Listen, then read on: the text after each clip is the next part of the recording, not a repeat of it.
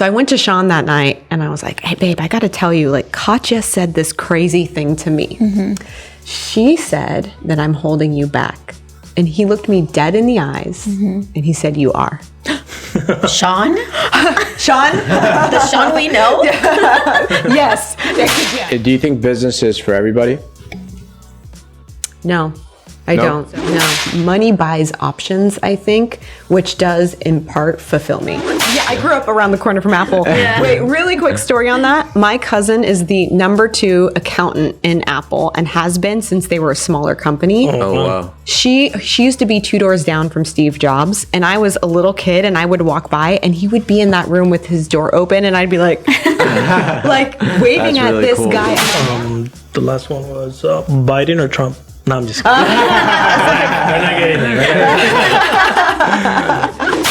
What businesses would you not go into?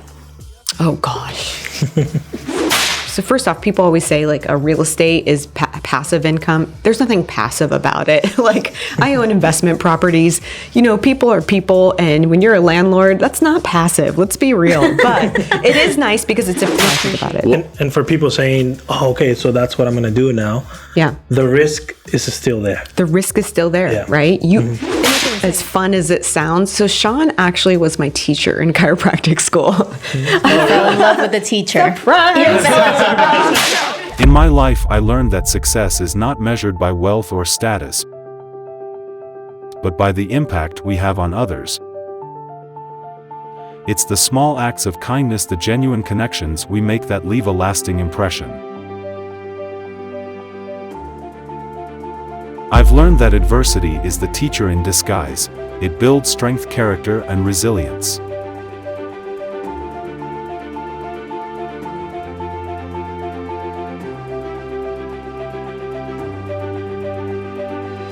And here at Biz Mindz, our mission is to inspire young entrepreneurs and share valuable conversations to the world about business.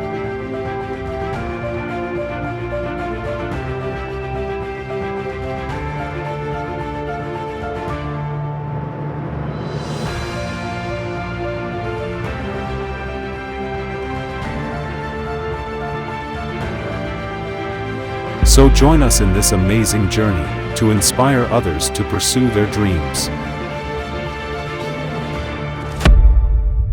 Okay, so this is another episode of Biz Mindz, and on today's episode we have Lacy Book, the co-founder of Well Infused. Thank you so much for joining us today, Lacy. Super excited to be here.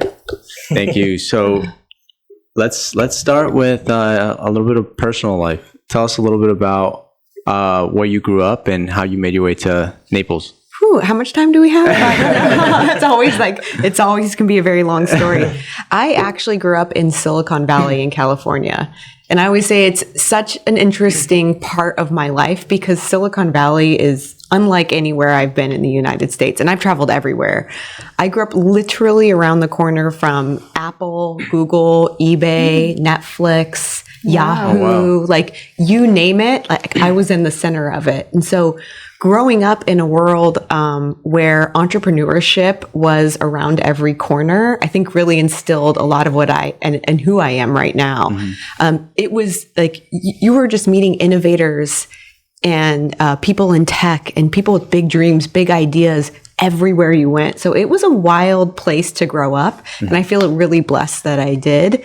But yeah, I grew up there. I didn't have a lot of money growing up, started working when I was 14 years old, and I've never not had a job since. So I'm like, I don't even know what it would be like to not work. I don't know what I would do with myself. Do you guys feel that way? It's like, oh God, I would be so bored, right? And so always worked, always been somebody that had a ton of work ethic, wanted to build things, big dreams, broke all the rules since I was very young, and ended up meeting my husband, and we were both in California.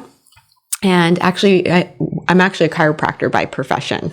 And so met my husband, he's a chiropractor as well. And that actually started our entrepreneurial journey together. We built a chiropractic franchise that still has offices spread across the United States, one here in Naples.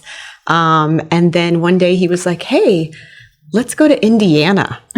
And I was like, Why Indiana? I know, what in the world? Like California, Indiana. Like, what do you guys think when you think Indiana? Like the total opposite. Grass. Grass. Yeah. I was like, corn, like, grass, right? So he's like, yeah, let's go to Indiana. He was kind of a military brat. That's where he ended up. And that's where he really felt like was home. He's like, I promise you're going to love it. And I remember the first time I went there, being from Silicon Valley, Northern California, prices are outrageous, right? And I went to Indiana and I saw the prices of homes and I was literally in sticker shock. I was like, you could get that much home for so little. So we ended up moving to Indiana, and this California girl lasted 2 winters. And I was like, absolutely not.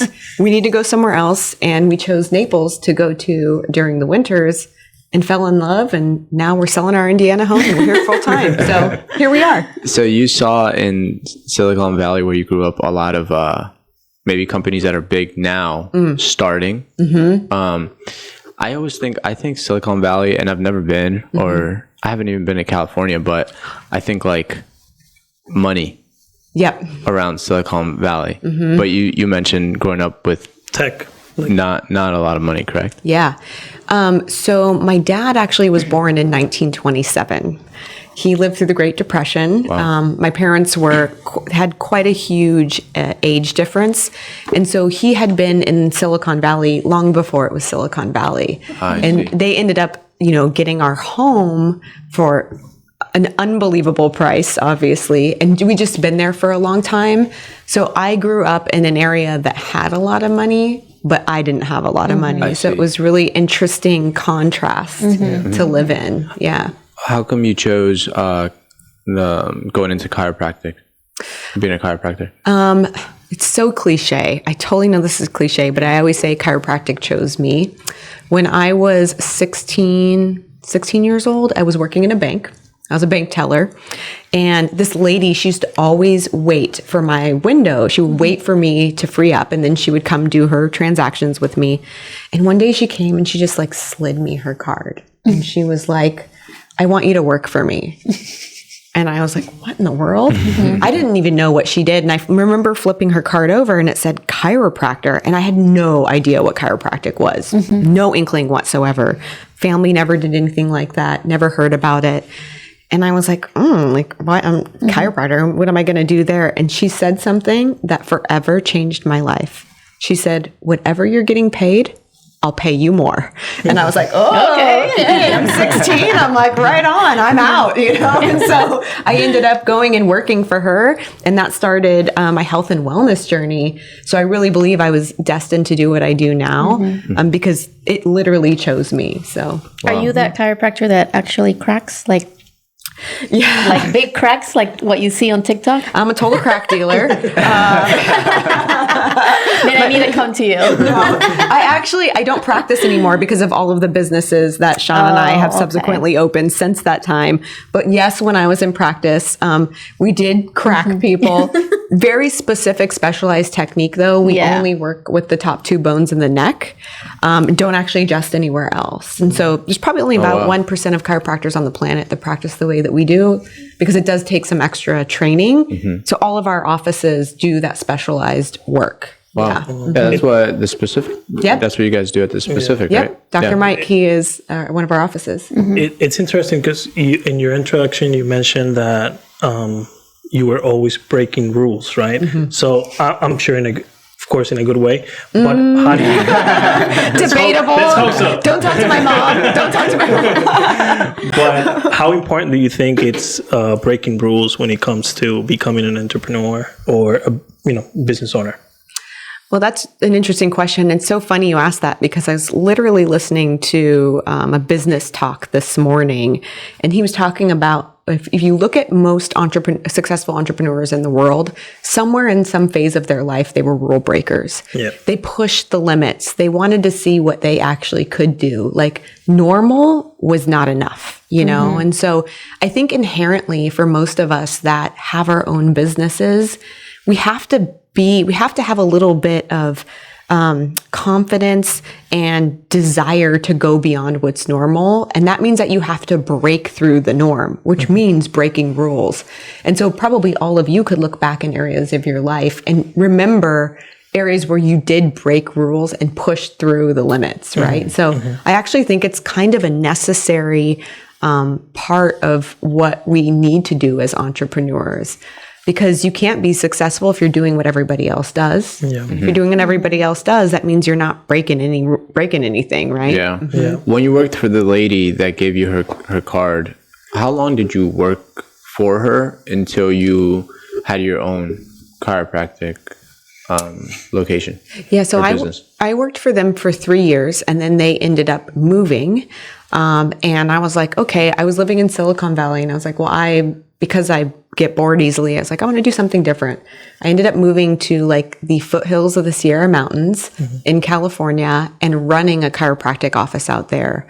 I was 20 years old, I think, at that point. Super high volume office, 3 doctors. I ended up elevating, and I had 5 women under me. We used to see like 1,500 patients a week. Wow. And I was running that office, and one day one of the doctors came to me and he was like, what are you doing with your life? And I was like, I don't know, like trying to figure it out. And he was like, you need to go to chiropractic school. You'd be a phenomenal chiropractor. And so actually they really helped accelerate my trajectory in education. They paid for part of my schooling so I could go be a chiropractor. And it's crazy. Even the lady that slid me her card, I can't find them. She doesn't even know that I'm a chiropractor. You ended up being a chiropractor. Oh, really? And she doesn't know how many chiropractors I've been able to help grow their businesses. Wow. And the impact that one moment made in so many lives, you know? You never like found her on Facebook and stuff like that. That sometimes you find people from your past life. Yeah, I know, right? You're like, where did they come from, right? Whoops. No, I've looked for her before. It was a husband and wife team, actually. So it wasn't just her I worked for, which is interesting too, because Sean and I were a husband and wife chiropractic team. But I found her one time. I think that they kind of like went off the grid. I found her one time and reached out, sent a bunch of emails and never heard back. And then I couldn't find her again. So very interesting. I know. When you met Sean, did you have your own place, like a chiropractic business, or no? What did that look like? I always say this is not as as fun as it sounds. So Sean actually was my teacher in chiropractic school. I fell in love with the teacher. Surprise! Fell in love with the teacher. Okay, no. But we actually didn't start dating until a year after I graduated. So it's not like as You were good as breaking the a rules. romantic novel as some people like. Yeah, I did. I broke the rules, right? That's where it started to break the rules. So you already know my story. You can tell it. No, but so we actually, interestingly enough, he was my mentor first, and he taught me so much about chiropractic. And that's why we do the same technique, is because I learned from him. And so he had a chiropractic office, and I started working as an associate in his office. That's where the love story started. And ended up working there for about a year. Then we started dating, and then we built this chiropractic franchise. This was in California. California, yeah. Got it. How long did it take? What was that conversation like to scale that, what you guys were already doing? Yeah, it's interesting. When you have something amazing and brilliant and fills a big need in the world, people will ask you. And I always think it's so important as a business owner to pay attention to like what the universe is sending your way and what people are asking. And so Sean, he had come from Costa Rica, and he had only known a model in chiropractic that was purely cash-based, no insurance, and high value. And so that's the model he built with the specific chiropractic centers. And people were coming to him saying, how did you do this? Like, I want to know. So the scalability was already desired. It was just a matter of like memorializing it, creating systems, and growing from there. So he knew right away that that's what he wanted to do. Interestingly enough, being a husband and wife team, it's nice to work together day to day. And I think at that point in my life, I was newer in chiropractic as a doctor. And I selfishly really wanted him with me in the office every single day. And one day my intuitive life coach. She said she's actually a really close friend of mine. She's Russian, so she's very straightforward. If you know any Russians, they're just like, I'm going to tell you something, whether you like it or not, right? Yeah. So she pretty much said that to me, and she said, hey, I want you to know that you're holding Sean back. I know. What? How would you feel? Why? Like, well, I was like, what do you mean? And she goes, you have him in that office every day. You're holding him back from executing on a big vision he has for chiropractic in the specific. I was like, what? Like, I had no way. So I went to Sean that night and I was like, hey, babe, I got to tell you, like, Katya said this crazy thing to me. Mm-hmm. She said that I'm holding you back. And he looked me dead in the eyes and he said, you are. Sean? Sean? The Sean we know? Yes. That could, surprise, shocker. He was straightforward and blunt. For some reason, I can see him saying Oh, that. yeah. Yeah. I can definitely see him saying that. But you know what? I mean, imagine that you felt that inside of you and you were just protecting the person that you loved and never had that conversation. And so, luckily, I don't take a lot of things personal. It's just that's my personality. And I said, okay, starting tomorrow, you're no longer in the office. And that literally was probably one of the biggest pivotal moments in our relationship. There's a couple, but that was one of them that allowed us to grow and scale the specific and ultimately end up where we are today. Wow. Yeah, I think those conversations are the best. Yeah. Were you straightforward? Were you guys very in the day-to-day, the labor before having that conversation? Yeah, we were both seeing patients in the office together. Got it. And the big lesson there is so many couples, I think the danger in us working together is we do the work of one person as two people because we want to do it together. Yeah. And ultimately it's ineffective and inefficient, right? And it doesn't like amplify our strengths. Yeah. So that was kind of the lesson, and it allowed us to really multiply and grow our business. It's always cool to hear things and it kind of stamps a thought you had, you know, like sometimes you confirmation. Yes, exactly. Yeah. So it's awesome that you said that. How long did it take to realize that? Like how many years were you guys already together? Were you already working together? I think that at that point, I probably was 6 months into our relationship. 6 months. Oh, wow, pretty quick. Pretty quick, but I mean, we had known each other for 4 years already, and you guys were already working together. And I'd been working for him for a year. He'd mentored me for 3 years. Yeah, that's what I was going to say. He was your mentor, right? So it wasn't like it was this new like relationship. We already knew each other really, really well on different levels, right? And so it was an easy conversation. Yeah. Well, kind of easy. So you scaled that business, and then whose idea was it to get into more businesses? Yeah. Again, I think that was just so we built the specific, and just like people were saying, chiropractors were saying, how did you do this? I want to be part of it. Once we built the specific and grew it to a bunch of offices, other chiropractors that didn't do the work that we do were saying, how can I do this for my business? Yeah. So that's actually where Sean started coaching people. And I remember he was coaching and you know, he's got 10 years on me. So I always tell him, sorry, babe. I remember the first time I was still working in the office, but I knew all of this information and all this knowledge. And this girl one day, she comes to me and she goes, I want to take you to lunch. She was like in my networks, right? In my BNI, right? She goes, I want to take you to lunch. She sat me down and she goes, you're so good at building systems and infrastructure and businesses. I see you do it with Sean all the time. She goes, I want you to coach me. And she was like, what would it cost to coach me? And I was like, and I'm like texting Sean under the table. What do I charge? I don't even know. And then that's where I started coaching. And then our coaching business grew from there. So everything in our life, I feel like has been somebody had a need and a desire and it just kept showing up. And we're like, we can fill this. We can build this. Yeah. Awesome. Yeah. And what do you feel? Because you guys are involved in a lot of things, right? Business related. What do you feel for you drives you to keep going, keep opening up businesses or being involved in many businesses? You know, it's funny. I was talking to my coach about this, actually on our last call. And what I realized is that I truly have always been in competition with myself. I don't have a competitive, like, with other people bone in my body. I've never been a jealous person. I've just never, it's very rare that I get into comparison syndrome. I definitely do it, but it's more rare. I never even did team sports because I just wasn't competitive in that way. It was always like, what can I do? And working since I was 14, it was always like, how can I elevate? How can I reach the top? How can I get paid more? How can I do more? And so for me, it's always this, I set a goal and then I move the goalpost. You know what I mean? I've always been that way.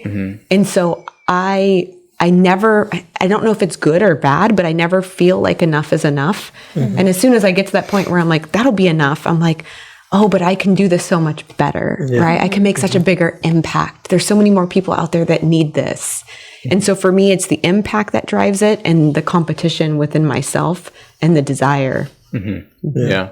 What do you think are some key things that you've learned along your business journey regarding money and how it can pertain to business?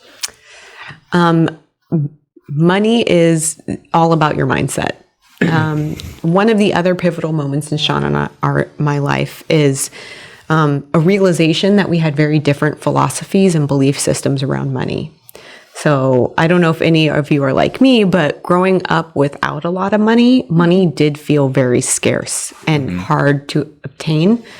And I remember I really had a W-2 mindset. Like, you work for a certain amount of hours and you make a certain amount of money. You guys get that, right? Yeah. You ever feel that way? Like, not now, but I mean, we felt that way. You felt that way, right? Like, that's how you earn, right? That's what our parents taught us. That's what they learned. And so I always was like, I felt like we had limitations in our capacity to have a certain amount of money. And so when I met Sean, he was totally different. He was always like, oh, money's just easy. It flows to you. You can figure out, like, if you need a certain amount of money, just create something that will be that much value to others, and then they will pay you for it. And I remember we would have these conversations. By the way, we were dirt broke when we first met each other. I was coming out of school. I had, tons of hundreds of thousands of dollars in student loan debt, just barely getting that into that office. He had gone through a partnership dissolution and a divorce. And so he didn't have any money. We were literally living in a 625 square foot apartment with 2 kids, like, no money. And so he's like, don't worry, we're going to figure this out. Money will come. We'll just create things and people will buy it. And I was like, you're a lunatic. Like, what?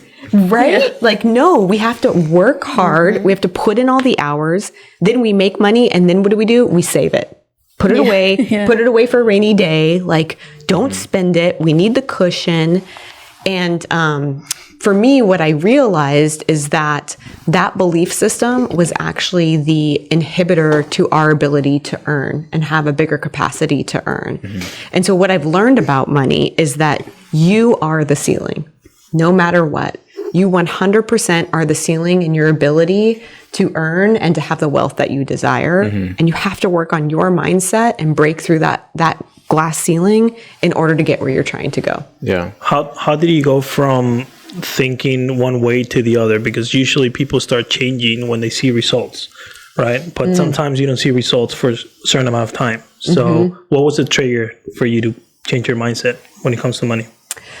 I think for me, it was a realization that in any relationship, the more negative individual wins, right? Like, if I have a negative thought process and you have a positive thought process, which one do you think overrides the other? The negativity is just so much stronger. Yeah. It is, right? Like, energetically, it's stronger. Like, my belief system around it probably is rooted deeper than even yours. And so I realized that I was also diluting his paradigm around money. And I was like, I don't want to do that. I want to think like Sean, even though it feels super uncomfortable. And so number one, it was an awareness and a realization that I was the ceiling in our relationship, not him. And I didn't want to be. So as soon as I realized that, I was like, I need to just do anything and everything I can to change my mindset. So for me, I'm a perpetual student. I was like, I'm just going to start reading a bunch of books. I'm going to read things that make me uncomfortable. And I will tell you the book that changed my life. It was called The Little Money Bible by Stuart Wilde. And I've recommended that to hundreds of people, and it massively changes the way you see things. Yeah, I'm going to definitely check that book out. Are you going to read it? I'll probably listen to it. Yeah. Audio it. Here's what I would say about this book, though, because it's going to talk about a lot of things, especially if you still have a scarcity mindset or a lack mindset, which they're two different things, by the way. The definitions are different. But if you have that, you got to read it. And everything that he says that's like, ugh, that doesn't make sense to me. I don't like how that feels, makes me uncomfortable. You got to write that down. That's the stuff you need to lean into and learn in order to break through your current paradigm. What are your thoughts about debt? Debt's an interesting... Because it's such a... People have such different opinions about it. Different, What kind of debt are we talking about? Good and bad. Good and bad debt? What would you... Let's define what's terms. good and bad. What do you guys think? What do we think? I don't know. Bad debt, cars. Cars? Oh. Well, cars, credit cards. I guess a bad debt could be something that you can't turn into a profit, because people say a credit card is bad, but if you know how to use debt, you can turn that. Now, is it risky? 100%. Now, if you're not educated about that, it's going to be a lot harder, right? But for sure, I think it falls into the category of bad debt, because we're not taught enough from school to be able to manage it. Yeah. So I think there's a business, lot more. or like, I don't know. I think it's so different. Like, let's say you get a loan for $100,000 for a business, but you're not the one co-signing it. Somebody else is. Maybe for you, it's like, that's good to use that debt. But what are your thoughts about it? So it took me a long time to wrap my mind around this too. Things like school loans. So many people out there are laden with like massive school loan debt, right? Or business loan debt or credit card debt because they're getting their business off the ground. Yeah. I agree. I actually think it's good debt, and I wouldn't call it debt. I would call it an investment. I had to shift my perspective around it, because here's what I know. If you take on debt in order to invest in something that you believe will provide you an ROI, some sort of return, then it is good debt. And I would offer to anybody that has that, like a student loan. I always tell people when they have student loan debt, I can't tell you how many healthcare professionals that are just like, I owe $250,000 in student loan debt, and I don't know what to do. And I tell them, change it to investment, the word investment, because what do you expect with an investment? Return. You expect return, right? And so sometimes the amount of debt that you have taken on is actually a direct reflection of how much you believed in yourself that you can get a return. So if I take $300,000 out to get a small business loan, that $300,000 represents how much faith I have in myself that I can get an ROI on it. So I think that's good. And if you can maintain that belief system and not let the debt overwhelm you or take over, it can be utilized for good, and then you can overcome the negative thought process around it. Do you think you should eventually lower your debt that you have? Like, let's say somebody has a student loan, let's say it's like $300,000, right? And it's very easy to kind of just go through your lifestyle, right? Like enjoy your lifestyle. Maybe you upgrade the cars, you upgrade the way you live a little bit, but you still have this loan that you have to pay back. What would your advice be to somebody like that? Would you say tackle that loan or keep? What are your thoughts about that? So many variables and different circumstances go into this, but I will tell you what we did. My student loan debt, we deferred for a very, very long time because the interest rate was super low. And so you weren't going to get interest rates like that anywhere else. And so instead of paying off the student loan debt, we would take the additional money that we earned, the profit, and we would invest it back into our business. Because what I believe is that Sean and I always say the best bet is on us. Like, we know what we're willing to do to get an ROI. And so instead of paying down a loan, if I could use that money to generate a bigger ROI than my interest rate on a month-to-month basis, that makes sense, right? And so it's like figuring out how to calculate that and make sure that it makes sense for you. But yeah, if you can generate more than the interest is costing you, then you would rather invest it back into a business or into yourself versus pay it off. Yeah. That's how I think about it. And for people saying, oh, okay, so that's what I'm going to do now. Yeah. The risk is still there. The risk is still there, right? You, and that's what I'm saying. Like, you have to know, like, if I do this, like, you have to know what you're willing to do. Right. And depending on the season of your life, you may have been able to do that, you know, before you had kids, but now that you do, you may not be able to go, you know, as committed as you need to be to get that ROI. So that's why the circumstances matter. But for us, that's what always made sense. We bet on ourselves. We invested in what we were doing, and it got us massive return. Great. What are some businesses that you would, you know, besides the ones you're already involved in, that you would go into that you think are good vehicles for people? So it depends on what kind of money you have, but like one of the things is, so first off, people always say like a real estate is passive income. There's nothing passive about it. Like, I own investment properties. You know, people are people, and when you're a landlord, that's not passive. Let's be real. But it is nice because it's an appreciating asset. So, I mean, we all know that the majority of really, really wealthy entrepreneurs on the planet, they've gotten into real estate. And so that's technically a business. I mean, I think that real estate investments, if you know what you're doing, like, that's good debt. That's what we were talking about earlier, right? Like, that's an appreciating asset. That's great debt. That's something great to get into. But I also think right now, like, just one of the most massively growing markets outside of AI is the holistic health and wellness market. Right now, it's a $4.5 trillion global market. Like, and it just keeps growing because I think after COVID, people were really having a desire to figure out how they could take a little bit more control of their health. And since then, we've just seen it massively take off. So things in health and wellness are really big right now as well. What businesses would you not go into? Oh, gosh. I'm trying to think what would be really, really risky. That's a good question. I don't actually know. Because I probably have never actually looked at. What would you not go into? What comes to mind? This is good. Personally, I wouldn't go into food. Okay, that's fair. Probably I would go into restaurants. We were in the food industry before, tough industry. Or like retail, like retail, clothing. I mean, props to people that are into those. No, but I'm talking about like clothes and stuff like that, like fashion. Things like that. Things like that. Well, I agree with you. Actually, I'm going to echo that. The restaurant business. I own two fast casual restaurants. The restaurant industry is so difficult. I mean, I'm really good at systems and infrastructure. I'm good at problem solving and creating great profit. But restaurants, the profitability is so difficult, right? To manage, like. And I think maybe we see things very similar.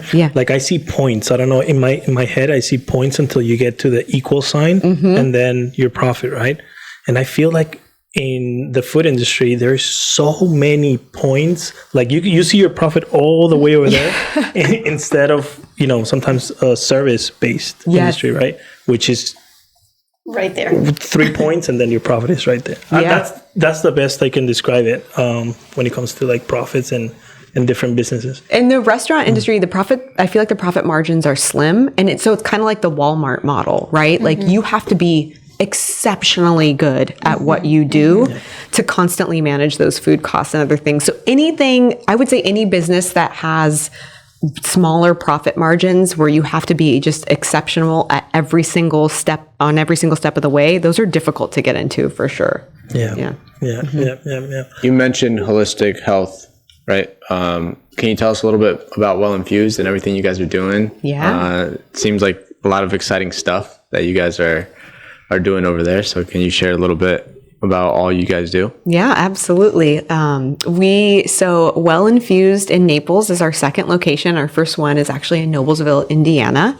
And it was a concept that was created actually during COVID because my business partner, Dr. Stacy Bloomy, she was coming out of a pregnancy. She was 37 when she had her daughter. And you know that they call that like a geriatric pregnancy, which is like crazy, right? Can you imagine? My mom was, how old was my mom? My mom must have been in her 40s, maybe. I think she was like 45 or something. My mom was probably 45. See, I mean, I'm 43. I'm like, I don't feel geriatric. Why would you ever say that, right? That's not okay. That's like a high risk. It's a high risk pregnancy. Yeah. And so she was just feeling like she couldn't like get a hold of her health and had all these hormone issues and all sorts of things happening. And people were coming into her chiropractic office and saying like, we want to do more things for our health. COVID's like crazy right now. What can we do? So she was like, okay, well, let's start with IVs. I need IVs. Then it rolled into hormone replacement therapy and then ozone therapy. And it grew into this amazing model. So at Well Infused, I looked at that model, and because I'm the systems and infrastructure person, I was like, we can scale this, right? So we came together, and with her brilliant clinical mind and everything she created, and then my business side, she's also a great business person, came together and we're like, we're going to launch this thing into an official franchise. Open Well Infused Naples. The core of what we do is functional medicine. And so we do currently a very large blood panel where we're looking at all the systems of your body and how they interrelate to each other. So instead of just looking at like you come in and looking at lab normals to see if you fall in there, we're looking at like what's optimal for your body and all of your systems to function. That's what functional medicine is at its core. And so we actually help a lot of people uncover issues that nobody's found. They're like, I know something's off, but everything says I'm normal. Yeah. Right. And then from there we do, so we do like supplement regimens, we do hormone replacement therapy. We have tons of women in the area coming in for hormone replacement therapy, and men. We do salt room therapy. We do regenerative medicine. We do like stem cells, the PRP, they call it. And then we have something called ozone therapy. We're one of the only facilities in the area that offers that. And it helps with all sorts of things. So we really help people take control of their health, overcome underlying health conditions that they haven't been able to shake off. And is hormone replacement therapy one of the more popular services? The most popular. The most popular? What does that look like a little bit? Because just for anybody that doesn't know, hormone replacement therapy, what does that mean technically? So I'm sure most women know that our hormones, we were talking about this earlier, our hormones are fragile and they can be all over the place. And oftentimes when your hormone levels are not what's optimal for your body to function, you just don't feel like yourself. You experience things like massive fatigue. What people talk about all the time, they lose their hair, their skin changes, their desires change, mood swings, like all of these things that you're like, why can't I figure out what's going on with me? I just don't feel like myself. Oftentimes that's related to people's hormones. And so what we do is we do labs to see where their hormone levels are. And then we do what's called bioidentical hormones, which means it's very similar to what's happening in your body versus a like synthetic formula. And so we put what's called a little pellet. We insert a little pellet into the glute area, and it lasts for 3 months. It's like a set it and forget it. And so that's what's also really nice. You don't have to carry around pills or creams or anything like that. And typically about the 6-month mark, women start, especially women, they start saying, I'm starting to feel like myself again. And the biggest referral source for women in our office is actually men, their husbands, telling them, I think it's, like, hey, babe, like, so we have men that come in all the time and they're like, hey, babe, like, I think you should check this out because you guys know when your significant other, your wife is not the same as she was 5 months ago and you can't figure out why, you're like, what's going on? Maybe it's this. And so we get men all the time bringing their wives in. Is it do you get men doing? Oh, yeah. Yeah. But mainly women. Mainly women. And women were interesting because we have all these things that go on and we don't like to talk about it. Right. And so we're like, is this how we're supposed to feel? And so when women hear about this, they're like, oh my God, I get it. Like, this is what's going on. I need this now. What prevents that or what causes that? Do you think diet has a lot to do with it? Like what somebody eats or consumes? It's partially that. I mean, there's a lot of what we call hormone disruptors in everything that we experience in our environment, from food to the glue in the floor, to the candles, to synthetic fragrances, to the bed that you sleep on. All of those things can actually disrupt the normal hormone process in your system. Candles also? Candles, yeah. Go turn off that candle. And I love candles. I know. You got to do the soy candles too. They're better for you. But yeah, all these things in our environment now are disrupting our hormones. That's why, like, girls at a very young age, they're experiencing menstrual cycles and things that we didn't when we were younger. Like, it's happening younger and younger because hormone levels aren't where they used to be. Mm-hmm. Well, interesting. Mm-hmm. Yeah, it's very interesting. And Well Infused, what's the goals for Well Infused? What does the next 5 years look like? 5 years, we want to be a nationwide brand. We're hoping to, in 5 years, have 100 locations. And so we're currently scouting other locations here in Florida right now, looking at 2 in Tampa and Fort Lauderdale and Miami. We've got potential franchisees we're interviewing.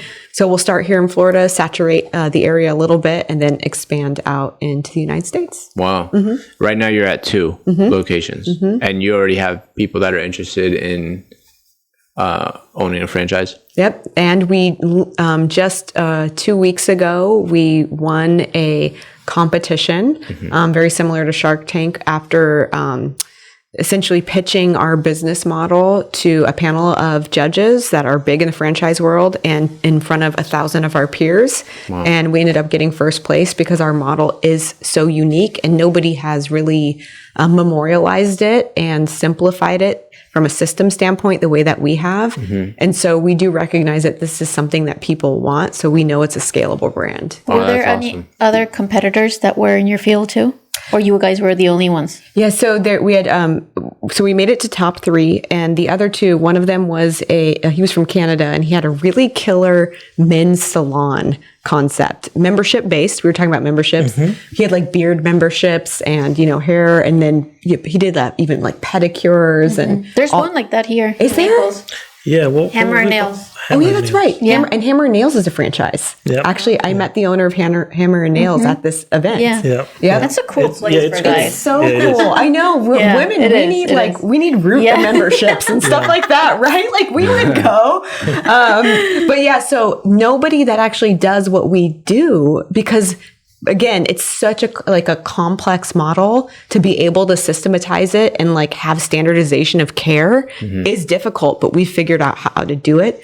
And we've both been in healthcare for, almost 20 years. So this was something that I think we were just destined to create. Yeah. Is there a goal for the short term goal for that, to grow the franchise? Okay, we're going to open 3 next year.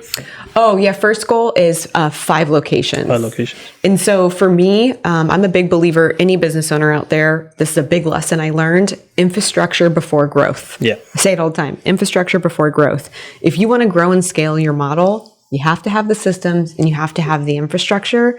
I've seen so many businesses crumble, fall apart because they didn't have those things in place. And so for us, we are infrastructure before growth. We've created everything first. And then you don't want to bring on too many people at once. Right. Because you've got to test it out and work out the kinks and figure out how to maximize the model. And so people are like, take on 10, take on 20. We're like, no, we're taking on 5. Yeah. So in the next year, we're going to onboard 5. What do you think about those business owners that may say, "Oh no, we're growing fast, and we'll create systems when we, I don't know, we're going to keep growing first, and then we'll create systems." I think it's a lot harder to go back and create those systems and because I think once you get to a certain point in business, it's almost not impossible, but it's so hard to go back to your, roots, right? Oh, yeah. I mean, look, for us, our big goal is to have satisfied, profitable franchisees. I think in a normal business, your goal would be to have satisfied employees and a profitable business, right? And it's super difficult to do that if you don't have the systems in place so that people know how to be trained, they know how to learn, they know what the core values are. But you're right, if you grow too fast, to go back and to try to remember, this is how I did this. This is like, these are all the little itty bitty steps that are necessary to get there. You forget, right? Because it's like, you're so far removed from it. And so you actually miss out on a massive opportunity when you're brand new in business. That's the best time to create your systems. Yeah. So I've seen a lot of businesses, and in fact, have been part of some that grew too fast. The business got away from them, and then they were trying to infuse systems into a culture that was already created that didn't want to do those things. The systems weren't strong and the culture was resisting it. That's a recipe for disaster. Yeah. And eventually, as you grow and get bigger, you have to implement new systems. Or what are your thoughts around that? Because you have to, like, it might not be the same with 2 locations compared to 20, right? System wise. Yes. So you always, I guess it goes back to what you were saying, have like rooted systems and then keep tweaking it and updating it as you grow, right? The mark of a good business and phenomenal entrepreneur is our ability to adapt, right? And so I think it's always like, as you're growing, as you're scaling, can you adapt to the growth that you're having? So yeah, when you go from 5 locations to 20, things are going to look very, very different. So you need to be able to adapt and create new systems to support that new level of business. But again, you're doing it in that moment of growth versus I grew and now I'm like, oh my God, I have 20 people. What do I do? Right. Yeah. And your team, your employees are expecting a system, right? Yes. You know? Oh yeah. Yeah. Do you think business is for everybody? No, I don't. No. I think that there is a difference between entrepreneur and intrapreneur, right? And we've probably heard that terminology. And I think there's just some people that they go into business with the desire to work for themselves, right? You hear that all the time. People are like, oh, I want to work for myself. I don't want to work for somebody else. And then what ends up happening is they create a business that they're handcuffed to, and they end up still working a job. Now they just have all of the risk and responsibility that they didn't have before.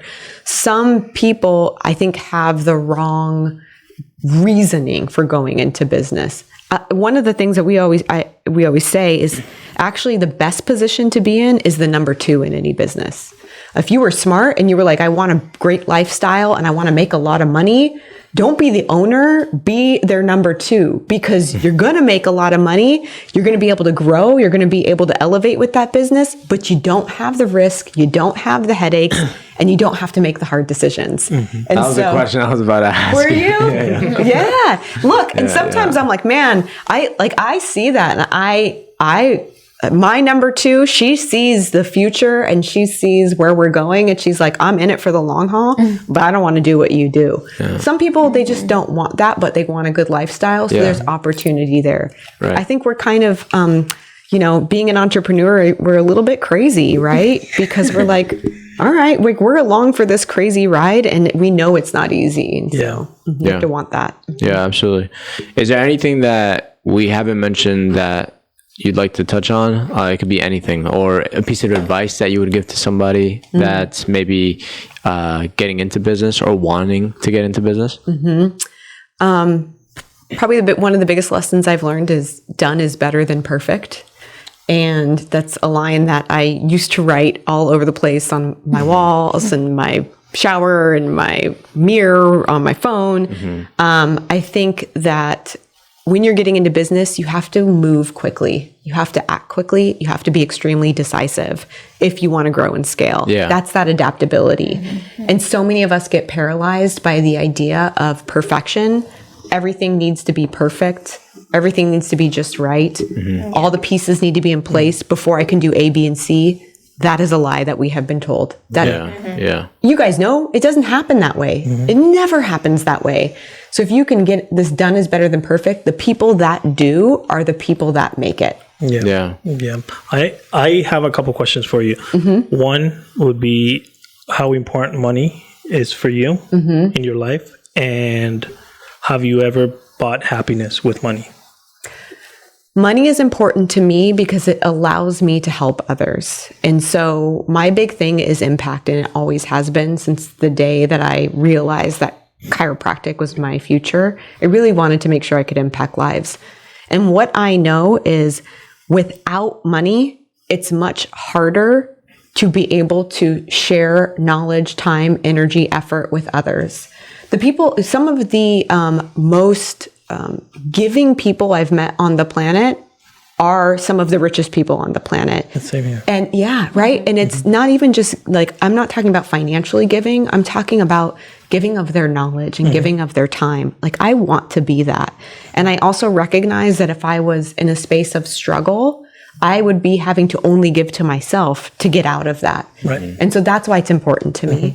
And then secondarily, have I ever bought happiness? No, but what I have bought is options. And options for me is something that I chase. Everybody says, I want freedom. I want financial freedom. I want freedom of time. I don't necessarily want that. I just want the option to choose that if I desired, to choose to go on vacation, to choose to retire, to choose to take time off, whatever, to choose to open another business, to choose to invest in somebody else. I want the options. And so money buys options, I think, which does in part fulfill me. Yeah. There's definitely like a negative connotation around the word selfish, right? Like, oh yeah, selfish, it's so bad. But the reality of it is you always have to put yourself first. You always have to make. I even felt weird like saying it, like asking that question. I was like, well, you know, I don't know. Yeah, it felt weird for you. Yeah. But I mean, that's just the truth. I mean, you have to make decisions that are in alignment with your desires and your purpose. Because if you are out of alignment with those things, you're never going to be able to show up wholly and fully for anybody else. That's the truth. I've seen so many people sacrifice and dilute themselves and their dreams in order to help others. And then ultimately it kicks you in the butt. And then you can't truly help others. So yes, you go first. Yeah. And then you end up needing help too. I always, because we met a lot of, like what Lacey mentioned, a lot of people that are like that are older too. But then I'll mention to Gonzalo, like, I wonder how they were when they were starting, you know, because this person now in their 80s and they're super set. So I wonder how they were when they started. Yeah, I think, and I always, when I talk to my mom, I always say, a poor person can't help another poor person because it creates more poverty, right? And I try to use it in every aspect in life. I think that if you have no knowledge and you're trying to transfer that knowledge to somebody else, you end up with two people with no knowledge, right? So, and I think it comes down to everything, you know, like being selfish to be able to fill up your tank so that you can give water to others, you know, if you want to put it that way. I want to say that's a really wonderfully said and valid point, because you can't give what you don't have. Exactly. Yeah. Yeah. But we have these rapid fire, just random fun questions that Johanna is going to have the honors to. All right, let's go. I'm ready. I love these. Can I cheat and look? I told you, rule breaker. Right? Okay. What digital or software tools do you use daily to make your life easier? Oh God, how much time do we have left? Growing up in Silicon Valley, like, I feel like tech is in my blood. Everything is technology based for me. 100%. You have to have some sort of task solution platform. So we use ClickUp. We use it too. We love it. I'm obsessed, right? Like, task me. Yes, right. You have to have a place where everything is centralized. That Slack for communication, and then high level is where we high level is great. keep track of everybody. Into Slack. Yes, Slack. I heard about Slack. ClickUp it's great. Like we never, at least me, like I have no idea what to do unless I look at ClickUp. You know, like I don't keep anything in my head. And if he wants me to do something, I'm like, no, task me. Task me. Yes. Well, and it allows you to not micromanage each other. Yeah. Right? Like, did you do this? Where are you at with that? Like, it saves so much time. True. Yeah. iPhone or Android? Is that actually a question? I grew up around the corner from Apple. Wait, really quick story on that. My cousin is the number 2 accountant in Apple and has been since they were a smaller company. Oh, wow. She used to be 2 doors down from Steve Jobs, and I was a little kid, and I would walk by, and he would be in that room with his door open, and I'd be like, like waving at really this guy. Now I'm like, I could have talked to him. That's really cool. Missed opportunity. If you can eat only one thing for the rest of your life, what would it be? See, these are questions I ask myself all the time. Vietnamese pho. I love pho. It's like chicken noodle soup almost. Yeah, but she loves that too. Oh, I love it. I could eat it every day. Do you prefer winter or summer? Summer, clearly. Here I am in Naples. Yeah. What is your favorite holiday? Favorite holiday? New Year's Eve, because that is Sean and I's anniversary and my birthday. So it's a big party. Yeah, nice. It's a fun celebration day. We're always going to remember that now. Yeah, I know. Do you prefer to relax at the beach or pool? Pool. Fifth Avenue or Mercado? Oh, Fifth Avenue. If you can only work 2 hours a week, what will you do in those 2 hours? Build systems. A book you recommend to read? Ooh, The Courage to Be Disliked. That's what I'm reading right now. Very good. If you can have lunch with someone, dead or alive, who would it be? BJ Palmer, actually, the developer of chiropractic. He was also a creator of many of the things that we use in our life still today. Yeah. What's your favorite restaurant in Naples? Probably I would go with Sales for Brunch, one of the best brunches I've had in my life. And we've had a lot of brunch. Yeah. Mm-hmm. Who doesn't like Sales? I know. Come on. Like, if you guys looked at me like, something, we couldn't be friends. Yeah. When you think of the word successful, who comes to mind?